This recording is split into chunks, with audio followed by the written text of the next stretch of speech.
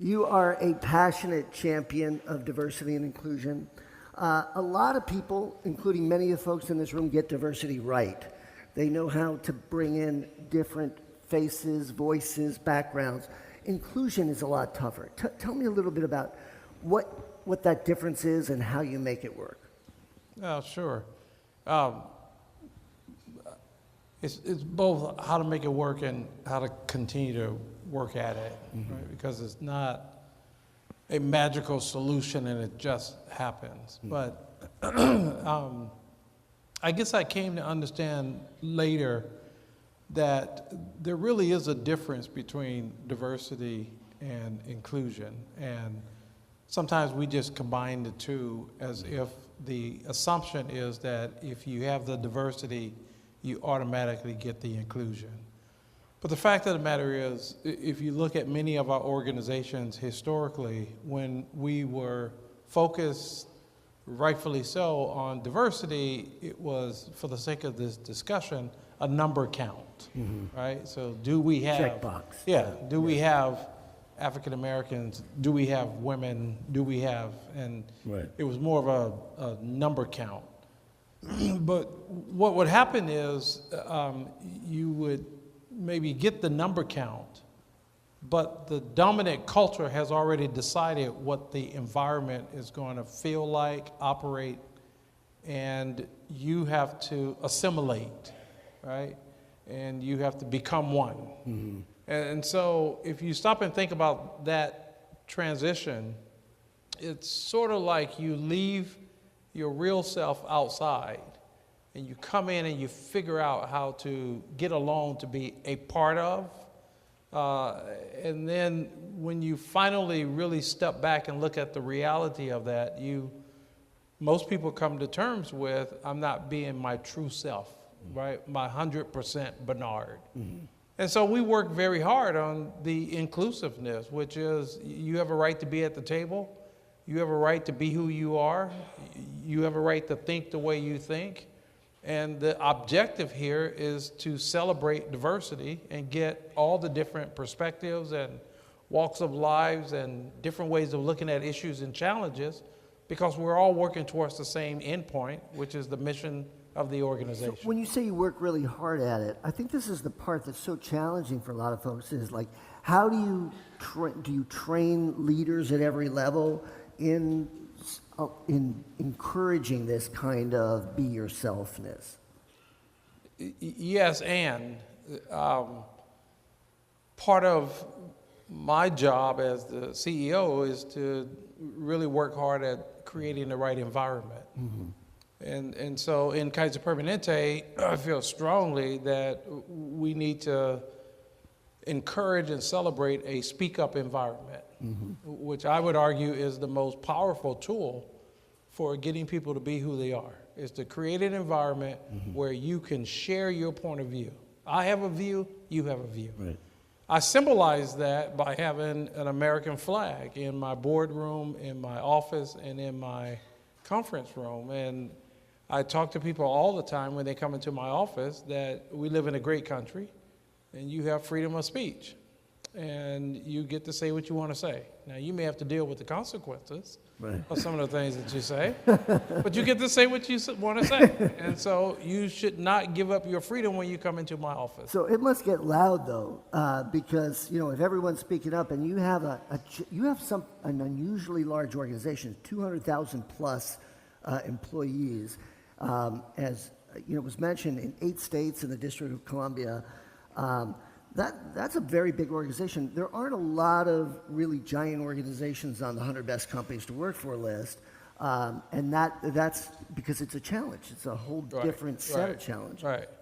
So encouraging that kind of speaking up in a larger organization, it must present its own set of challenges. Oh, yes, yeah. But it's a beautiful thing. At least to me, it's a beautiful thing. Yeah. But I had to clarify, though, because what was happening in the beginning, I started out by saying, I want everybody to speak up. You in America, this is a beautiful place. No matter what people might say, it's still a great place, and you get to speak up. And so people started speaking up.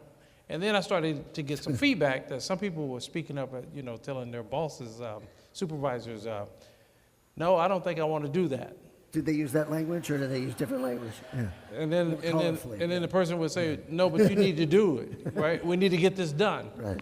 They would go, well, Bernard said we could speak up. Right. It's a challenge. Yeah. So I had to add to the speak up, right? Yeah. Speak So- up and listen. So we That's have, it. we have three things. We Yeah. have the duty to speak up and speak out, right? Right. We have the duty to listen. And then there's always a decision maker in that context. And so when the decision is made, you then have a duty to line up and make the decision possible. So So- that's the 3-point plan. I'm not going to name companies, but recently there was a very big technology company in California in which they also had a speak up culture, or have one. And one of those employees said something really offensive and felt like it was his right to say it. You have a strong point of view about the value of your company and the alignment of the values of people who work for that company. I mean, it's challenging, obviously, especially in a partisan age, in an age where people feel very strongly about different kinds of ideals, to have a holistic organization. But you actually think that the Kaiser Permanente values should thrive in this case. Oh, absolutely. It's, a speak up culture in the 21st century with social media and everything has a set of complexities to it. And you're touching on one of them. When the value systems of an individual or individuals contradicts the value systems of the organization, how do you address that in a speak up environment? And we've had You said that issues. so much better than I did. Yeah, we've had issues that we have to deal with, and at the same time, as I said earlier, you want to speak up environment, but it doesn't necessarily mean that there aren't issues or consequences that have to be dealt with in the context of what we stand for as an organization, while we respect the rights of individuals. Right. And this comes up quite a bit with social media. I think the second thing that is very relevant is that people bring issues into the organization that's happening on the outside. And I get tweets and I get memos all the time saying, why don't you speak up on this issue, Bernard, as our leader? And that's the other phenomenon that is happening inside of our organization and across the country. And you did that famously after, I think it was Trayvon Martin? Yeah. Michael Brown. Michael Brown. Yeah. And, there are so many issues, and I know that many of the leaders in this company feel that pressure as well. How do you pick and choose what to speak out on? It's work in progress, no question about it, because that is one of the challenges. Right. When I did the Michael Brown LinkedIn article, it was really intended for me to contribute to the discussion and to offer a perspective. I think we all remember what happened to Michael Brown, unfortunately, and I saw the narrative in the country change from just how awful it was for anyone to be shot down and left, and obviously go through that whole process, to a narrative of what he was doing beforehand and getting away from the heart of the issue. And I thought that I can contribute by talking in real terms about a person who happens to be African American, who was the CEO of at the time, $65 billion company, and how I'm treated in the C-suite versus how I'm treated on the street. And so I gave that contradiction with factual information of a day in the life of Bernard Tyson on the streets of America. It's a powerful piece, and everyone should read it. We talk a lot about values. There's also something called mission. And one of the things that really sets KP apart is a sense of mission. You've talked about the fact that you have, obviously, 12.2 million customers. 12.3. Oh, 12.3. 12.3 million customers. You can round up to 13. Yeah. Okay, I'll do that. But you serve in the communities that you serve. There are close to 70 million people. It's about a fifth of the country, And you've said that KP really needs to be a partner in the community. You've done that through addressing homelessness, mental health, food security. Talk a little bit about why mission is so important in creating a great place to work. Yeah, great question. The mission gives us purpose. The mission really helps to define why we're here and what's the significance of us being, in our case, who we are, Kaiser Permanente. I've been inside of Kaiser Permanente for over 30 years, and the mission still inspires me. We've not achieved the full potential of the mission.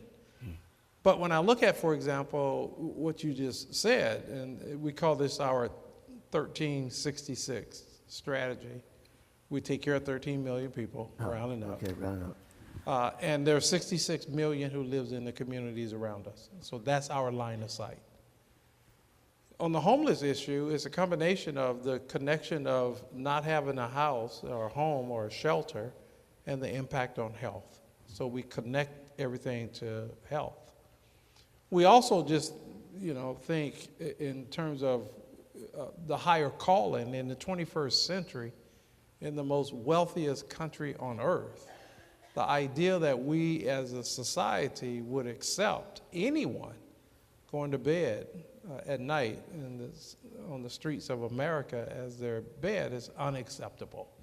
And so that's the ethical ground on which we stand. And then beyond that, we believe strongly that if you're going to have a healthy community, if you're going to have a healthy family, it starts with having a shelter, a place to go and to call home.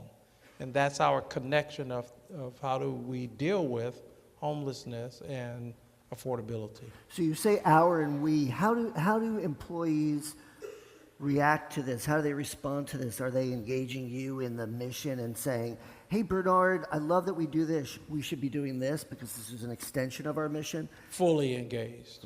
Fully engaged. We're working on what we call the shared agenda inside of Kaiser Permanente. It's a shared agenda between Kaiser Permanente and America, and the homelessness is one of them. Working on the mind is another one. We're about to roll out 3 bold ideas that came from within the employee base and physician base of Kaiser Permanente. And it's focused on what we call bold moves. And one of them is, how do we want to deal with the mind? And we want to focus on issues of adverse childhood experiences that are traumatic, that affects a child that then becomes an adult, and that person is dealing with that issue, in some cases for his or her life, right? So now we're working on how do we affect that early on and help to prevent that and educate families about how to address that so the person is not dealing with that for the rest of their lives. You have been incredibly eloquent on the need or on the failure of the healthcare system to separate the head from the body, as you put it, and the need to integrate that in our healthcare system. Kaiser Permanente does that. This is an issue in workplaces around the country and around the world, is the separation of the head and the body. And many people, Michael Bush spoke passionately earlier about this need to be inclusive on people with mental disabilities, mental health challenges, and their family members. But this remains one of those areas that is a challenging one for workplaces and communities. How do we change that conversation? Well, a lot of it, very pertinent to why we're here, is how to create an environment where you are constantly thinking about the health and well-being of your employees and everyone who interacts with your organization, such as what we try to do inside of Kaiser Permanente.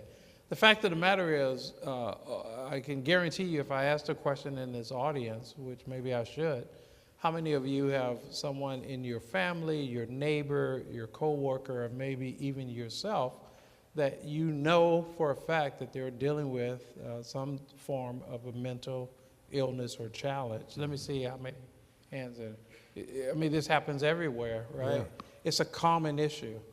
And unfortunately, the way we have handled mental health in our country, and now I've learned globally, is we've created this negative stigma around it. And so people don't want to talk about it, and you don't want to address it. It's a very complicated issue when you're dealing with a loved one or you are dealing with a mental challenge, and the stigma doesn't help at all.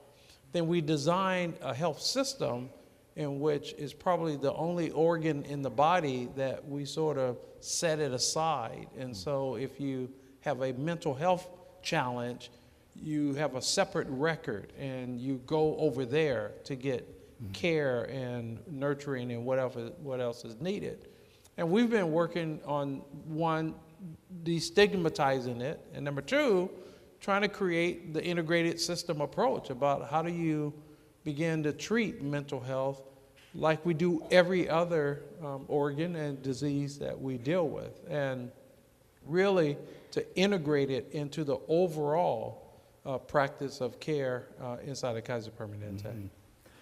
Well, unfortunately, we're out of time. Already? On your long list of accolades, you forgot one, which is that you, Bernard Tyson, are one of Fortune's world's greatest leaders. So thank you, and thank you very much. Oh, thank you.